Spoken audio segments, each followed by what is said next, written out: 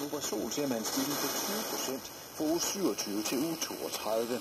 Og ifølge en analyse fra Dansk Industri, så foretrækker hver 5. dansker at holde sommerferie i Danmark på grund af de geopolitiske spændinger ude i verden. Flemming Toft Andersen hører fra sine kunder, at der er mange grunde til at vælge de danske feriehuse. Altså, der er ingen tvivl om, at der er en tendens, fordi det er også det, vi hører fra vores gæster, at der er et fravalg. Hvor stort det fravalg er, skal jeg ikke kloge på, men vi hører gæster, der fravælger voldsomt høje sydpå. Vi ved jo også, at der er færre gæster i USA og andre steder. Så igen, det er til Danmark. Det er en god beslutning, at EU poster 140 millioner kroner i en fabrik i Estland, som fremstiller magneter. Det er der betalingen, der er innovationsforsker på EU's.